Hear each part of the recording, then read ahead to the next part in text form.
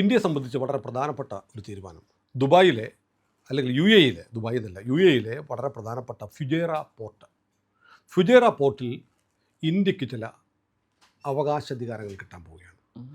പ്രധാനമന്ത്രി നരേന്ദ്രമോദി അദ്ദേഹത്തിൻ്റെ യൂറോപ്യൻ പര്യടനത്തിൻ്റെ ഭാഗമായി 15-ാം തീയതിയാണ് മോദി പോകാൻ പോകുന്നത്. നെതർലാൻഡ്സ്, സ്വീഡൻ, നോർവേ, ഇറ്റലി എന്നീ രാജ്യങ്ങൾ സന്ദർശിക്കാനുള്ള യാത്രയുടെ ഭാഗമായി ഫുജൈറയിൽ ഇറങ്ങും. യു എയുടെ ഭരണാധികാരി നമ്മളവിടെ വന്നിട്ട് പോയല്ലോ, നഹിയാൻ വന്നിട്ട് പോയി. കഴിഞ്ഞിടയ്ക്ക് 2 ആഴ്ച മുമ്പ് അജിത് ഡോവൽ അവിടെ പോയിരുന്നു. അവിടെയൊക്കെ ഈ നമ്മൾ തമ്മിൽ നടത്തിയ ചർച്ചകളുടെ ഭാഗമായിട്ടാണെന്ന് തോന്നുന്നു ഫുജൈറ പോർട്ട് ഇന്ത്യക്ക് ഉപയോഗിക്കാൻ കഴിയുന്ന തരത്തിലുള്ള ഒരു തന്ത്രപ്രധാനമായ കരാറ് അന്ന് ഒപ്പുവയ്ക്കുമെന്നാണ് ലഭിക്കുന്ന വിവരം. അപ്പോൾ അതിൻ്റെ പ്രധാനം എന്ന് പറഞ്ഞാൽ, ഇപ്പോൾ ഹോർമുസ് ഇങ്ങനെ വലിയ പ്രതിസന്ധിയിൽ കിടക്കുകയാണ്. യുദ്ധം തീരുന്ന ലക്ഷണമൊന്നുമില്ല. ഹോർമുസിൻ്റെ പടിഞ്ഞാറാണ് ഫുജൈറ തുറമുഖം. കപ്പൽ മാർഗം ഒരു പ്രതിസന്ധി ഉണ്ടായാൽ നമ്മുടെ ആളുകളെ ഇവാക്വേറ്റ് ചെയ്ത്, എൻ്റെ 4.3 മില്യൺ ഇന്ത്യക്കാർ യു എയിലുണ്ട്, മിഡിൽ ഈസ്റ്റിലുണ്ട്.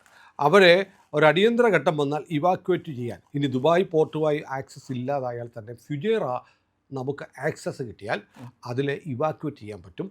പിന്നെ ചരക്ക് നീക്കത്തിന് വലിയ മാറ്റമാണ്. ഇന്ത്യയും യു എയും തമ്മിലുള്ള India middle east Europe economic corridor ഇതിൻ്റെ പ്രവേശന കവാടമാണ് ഫുജൈറ.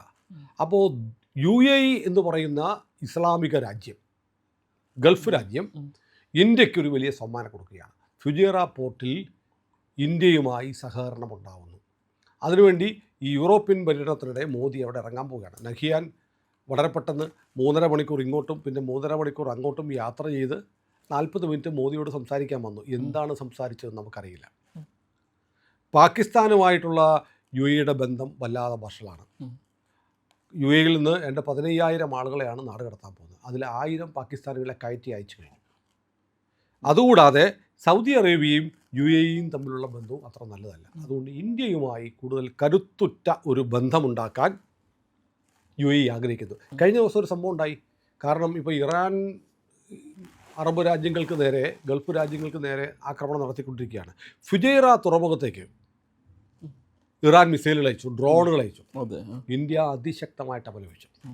അപ്പോൾ ഞാൻ ആലോചിക്കുകയും ചെയ്തു, ഇതുവരെ യു എ ഉൾപ്പെടെയുള്ള പല രാജ്യങ്ങൾക്ക് നേരെയും ആക്രമണം ഉണ്ടായിട്ടും ഇന്ത്യ ഇത്രയും സ്ട്രോങ്ങസ്റ്റ് ആയിട്ട് കണ്ടം ചെയ്തിട്ടില്ല. അതെന്താണെന്ന് അത്ഭുതപ്പെട്ടു. അപ്പോൾ യു എയോടുള്ള നമ്മുടെ സ്നേഹം കൊണ്ടാണ് എന്ന് കരുതിയിരുന്നു.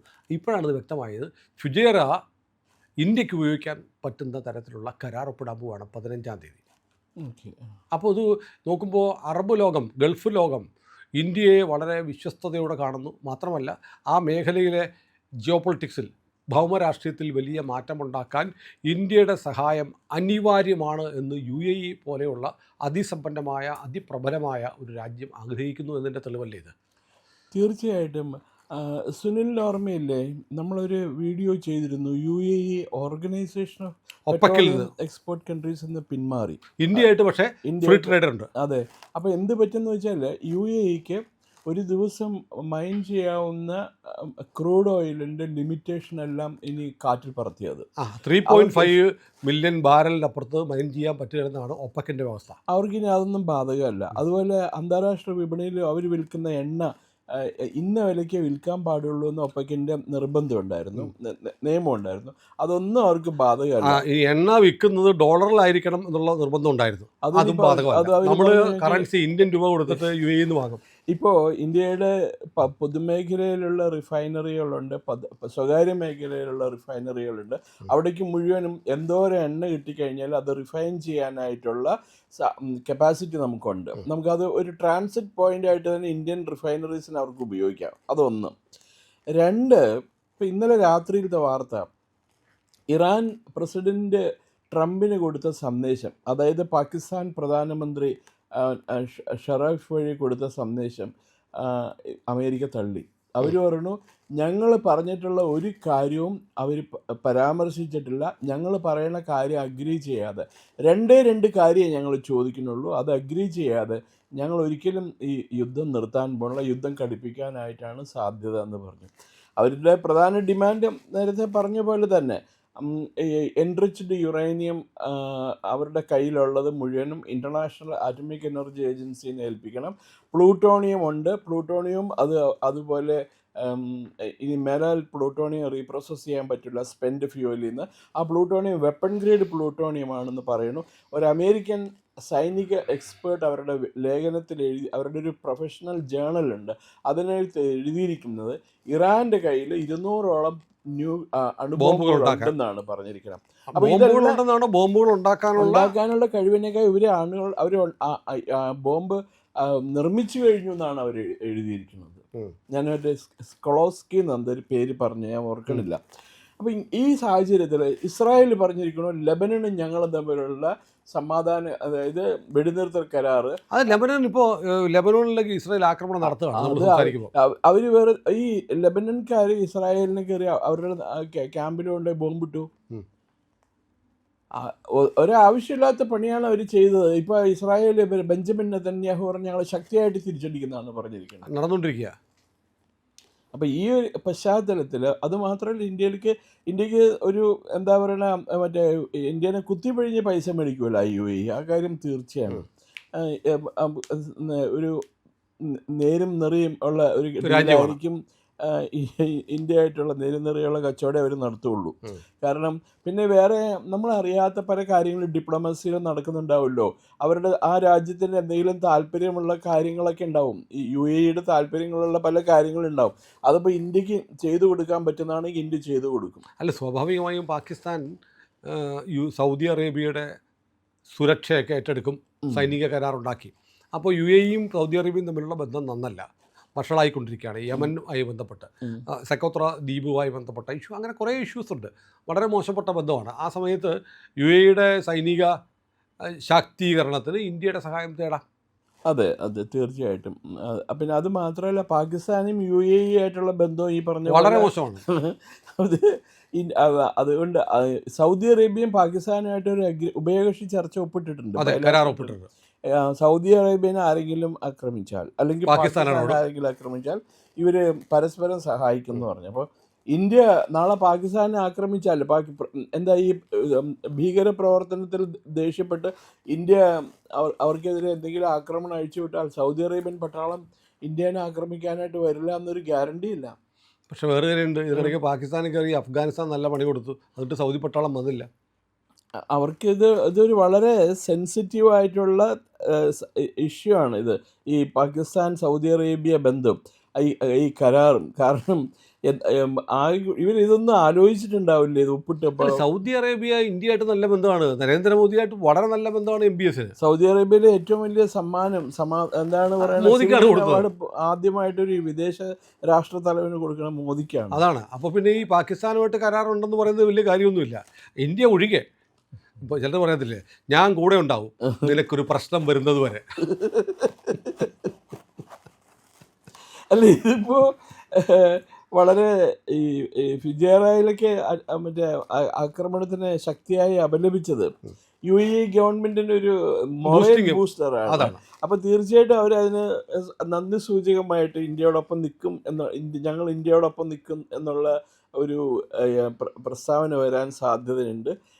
അതുകൊണ്ട് തന്നെയായിരിക്കും പ്രധാനമന്ത്രി ഓൾറെഡി ഡിസൈഡ് അല്ലേ, അതല്ലെങ്കിൽ പിന്നെ പ്രധാനമന്ത്രിയുടെ സന്ദർശനം അവിടെ ഇറങ്ങുന്നു എന്നുള്ള പ്രഖ്യാപനം വരത്തില്ലല്ലോ. അല്ല, ഇതൊരു എന്തോ വളരെ ഗൗരവമായ ഒരു മീറ്റിംഗ് നടക്കാൻ പോകുന്നു. പ്രധാനമന്ത്രി ഡോവൽ ആദ്യം പോയി, ഡോവൽ പോകുമ്പോഴേ അറിയാം ഫെസിലിറ്റേറ്റ് ചെയ്തിട്ടായിരിക്കും പോന്നിരിക്കുന്നത്. പിന്നെ വേറെ ചില കാര്യങ്ങളുണ്ട്. ഈ സിഖ് തീവ്രവാദികളിൽ പലരും ബേസായിട്ട് ഒന്ന് UAE ഉപയോഗിക്കുന്നു, ദുബായ്. അപ്പോൾ അത് ഇന്ത്യക്ക് തലവേദനയുള്ള പ്രശ്നമാണത്. അപ്പോൾ അങ്ങനെയുള്ള ആരെങ്കിലും അവിടെ പിടിച്ചു കെട്ടിയിട്ടിട്ടുണ്ടോ എന്ന് നമുക്കറിയില്ല. പക്ഷെ അതൊക്കെയാണെങ്കിൽ ഒരു രാഷ്ട്രത്തലവൻ 40 മിനിറ്റ് നേരത്തേക്ക് പ്രധാനമന്ത്രിയായിട്ട് ചർച്ച നടത്താൻ ഇവിടെ എനിക്കിപ്പോഴും വലിയ അത്ഭുതമാണ്. 3.5 മണിക്കൂർ മിനിമം വേണം ഇങ്ങോട്ട് വരാൻ, തിരിച്ചങ്ങോട്ട് പോകാൻ അത്രയും വേണം. എന്നിട്ട് 40 മിനിറ്റ് ഇത് ടെലിഫോണിലോ വീഡിയോ കോൺഫറൻസിങ്ങിലോ സംസാരിക്കാവുന്ന കാര്യം. അത്രയ്ക്ക് ഗൗരവമായ ഒരു ഇഷ്യൂ ആണ് ഇവർ തമ്മിൽ സംസാരിച്ചിട്ടുണ്ടാവുക എന്ന് മനസ്സിലാക്കണം. അത് നമുക്ക് കാത്തിരിക്കണം, എന്താണ് നടക്കുക, എന്തൊക്കെയാണ് വരാൻ പോകുന്നത് എന്നുള്ളത് കാത്തിരിക്കേണ്ടി വരും. മാത്രമല്ല, ഈ ആർട്ടിക്കിൾ 370 സ്ക്രാപ്പ് ചെയ്തതിനെ സപ്പോർട്ട് ചെയ്ത് UAE കാശ്മീർ ഇന്ത്യയുടെ ഭാഗമാണെന്ന് പറഞ്ഞു. അതിൽ കൂടുതൽ മറ്റേ ഓർഗനൈസേഷൻ ഓഫ് ഇസ്ലാമിക് കൺട്രീസിലെ ഒരു രാജ്യം അങ്ങനെ അത്ര ഓപ്പണായിട്ട് പറഞ്ഞിട്ടില്ല. ഇന്ത്യനെ എപ്പോഴും വിമർശിക്കാനായിട്ടാണ് ഈ പറയുന്ന സൗദി പാലസ്തീൻ. മിണ്ടിയിട്ടില്ല, ഇന്ത്യക്കെതിരെ ഒന്നും പറഞ്ഞില്ല, പക്ഷേ UAE വളരെ അനുകൂലമായി പറഞ്ഞു. Okay okay. ഇത് ഒരു എവിടെ ചെല്ലും, എവിടെയാണത്? ഈ പശ്ചിമേഷ്യൻ യുദ്ധം അടുത്ത കാലത്തൊന്നും അവസാനിക്കാൻ പോകുന്നില്ല. ഇന്ത്യക്ക് ഇറാനും ഇന്ത്യക്ക് പിന്നെ സൗദി അറേബ്യയും UAEയും ആയിട്ടുള്ള എന്താ സൗഹൃദം വളരെ വളരെ ക്രൂഷ്യലാണ് ഈ സാഹചര്യത്തിൽ. കാരണം അതല്ലെങ്കിൽ ഇന്ത്യക്ക് പെട്രോളിയം ഉൽപ്പന്നങ്ങൾ അന്വേഷിച്ചിട്ട് മറ്റു രാജ്യങ്ങളിലേക്ക് പോകേണ്ടി വരും. അത് വളരെ എക്സ്പെൻസീവ് ആയിട്ടുള്ള ഒരു അഫെയറാണ്. വളരെ വില കൂടിയ ഷിപ്പിംഗ് ട്രാൻസ്പോർട്ടിനുള്ള ചാർജ് വളരെയധികം കൂടും. അപ്പോൾ അത് ഇന്ത്യ നോക്കി കണ്ടേ ചെയ്യുള്ളൂ. ഇപ്പം ബ്രൂണയിൽ നിന്ന് തന്നെ വേണമെങ്കിൽ തന്നെ പെട്രോളിയം ഇറക്കുമതി ചെയ്യാം ഇന്ത്യക്ക്. പക്ഷെ അപ്പോഴത്തേക്കും ഈ ദൂരം ബ്രൂണൈ സുൽത്താൻ മോദിയുടെ വളരെ അടുത്ത സുഹൃത്താണ്. മോദി പോയിരുന്നല്ലോ. ഓക്കെ. ആദ്യത്തെ ഇന്ത്യൻ പ്രധാനമന്ത്രി ബ്രൂണയിൽ സന്ദർശനം നടത്തുന്നത്. ഇദ്ദേഹം പോയി ചെറിയ ചെറിയ രാജ്യങ്ങളൊക്കെ ആയിട്ട് അഗ്രിമെന്റ് ഒപ്പിട്ടിട്ടുണ്ട്. അവരൊക്കെ ഒന്നും ഇന്ത്യയുടെ കൂടെ നിൽക്കുള്ളൂ. ഇപ്പൊ ജമൈക്ക, ട്രിനിഡാഡ് ടൊബാഗോ എന്നൊക്കെ പറഞ്ഞ രാജ്യങ്ങൾ ഏതായാലും വലിയ അഭിമാനമാണ്. പ്രത്യേകിച്ച് പ്രവാസികളായിട്ടുള്ള UAEയിൽ ജീവിക്കുന്ന ലക്ഷക്കണക്കിന് മലയാളികളുണ്ട്. അവരൊക്കെ അഭിമാനത്തോടെ പറയാം, ഫുജൈറ ഇന്ത്യക്ക് ഇന്ത്യൻ ഓപ്പറേഷൻസിന് വേണ്ടി ഇന്ത്യക്കാരെ കൊണ്ടുപോകാനും ഇന്ത്യൻ ചരക്കുകൾ കൊണ്ടുപോകാനുമുള്ള തുറമുഖമായി ഇന്ത്യക്ക് സ്വാതന്ത്ര്യത്തോട് ഉപയോഗിക്കാവുന്ന തരത്തിലുള്ള ഒരു കരാർ ഒപ്പുവെക്കാൻ പോവാണ് UAE. അഭിമാനിക്കാം. കാരണം നമ്മുടെ പ്രധാനമന്ത്രിയുടെ ഇടപെടലിന് ഫലമുണ്ടായിരിക്കുന്നു. പണ്ട് ഒരുപാട് ആളുകൾ മോദി പ്രധാനമന്ത്രിയായിരുന്നപ്പോൾ പറഞ്ഞു, പിന്നെ കറങ്ങി നടക്കുകയാണ്, ചായക്കടക്കാരൻ്റെ മകൻ ലോകം കാണാൻ പോയിരിക്കുകയാണ്. അല്ല സുനിൽ, ഇന്നലെ ഇപ്പോൾ പൊട്ടൻ പറഞ്ഞിട്ടുണ്ടല്ലോ, പ്രധാനമന്ത്രി പറഞ്ഞില്ലേ, എല്ലാവരും നോക്കിയും കണ്ടു വേണം പൈസ ചെലവഴിക്കാൻ, നിങ്ങൾ അനാവശ്യമായിട്ട് വിദേശ യാത്രയൊന്നും പോകരുത്, ഈ സ്വർണം മേടിക്കരുത്. ഇത് ഇന്ദിരാഗാന്ധി, ലാൽ ബഹദൂർ ശാസ്ത്രി, മൻമോഹൻ സിംഗ്, നരസിംഹറാവു തുടങ്ങിയവരുടെ ഒക്കെ കാലത്ത് പറഞ്ഞിട്ടുണ്ട് ഗോൾഡിൻ്റെ കാര്യത്തിൽ ഗോൾഡ് പർച്ചേസ് ചെയ്യരുത്. ശാസ്ത്രിയുടെ ഇന്ദിരയുടെ കാലത്ത് സ്വർണം ഇങ്ങോട്ട് താ എന്ന് സർക്കാർ പറഞ്ഞിട്ടുണ്ട്. എന്നിട്ട് ഈ എന്താ ഇന്ന് പറഞ്ഞത്, പ്രധാനമന്ത്രി ഇന്നലെ രാഷ്ട്രത്തിനെ അഡ്രസ്സ് ചെയ്തുല്ലോ. അദ്ദേഹം പറഞ്ഞിട്ടുണ്ടല്ലോ, ഈ വിവാഹം നടത്താൻ വേണ്ടിയിട്ട് ആൾക്കാർ വലിയ വലിയ സുഖവാസ കേന്ദ്രങ്ങളിലൊക്കെ പോകുന്നുണ്ട്, തായ്ലൻഡിലൊക്കെ പോകുന്നുണ്ട്. അതിൻ്റെ ഒന്നും ആവശ്യമില്ല. അറ്റ്ലീസ്റ്റ് അടുത്ത 1-2 വർഷത്തേക്ക് നിങ്ങൾ ഇന്ത്യയിൽ തന്നെ ഇതൊക്കെ മാരേജ് നടത്താനായിട്ട് ശ്രമിക്കുക. വിദേശ യാത്ര അത്യാവശ്യ ഘട്ടങ്ങളിൽ മാത്രം വിദേശത്ത് പോവുക, സുഖവാസത്തിനായിട്ട് വിദേശത്ത് പോവാതിരിക്കുക.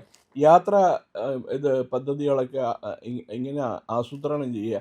കാർ ഷെയറിങ്, അല്ലെ കാർ പൂളിംഗ് എന്ന് പറയും, അത് ചെയ്യാന്ന് പറഞ്ഞിട്ട് പൊട്ടൻ പറഞ്ഞിരിക്കുന്നത്. അതും പറഞ്ഞിട്ട് പ്രധാനമന്ത്രി വിദേശ പര്യടനത്തിന് പോവുക. ഇത് എന്ത് തരം പ്രധാനമന്ത്രിയാണെന്ന് പ്രസംഗിച്ചുകൊണ്ട് നടക്കണ്ട. ഇപ്പൊ ഇന്ത്യക്കാരും പോരുത്, ഞാൻ പോവാതെ പറഞ്ഞത്.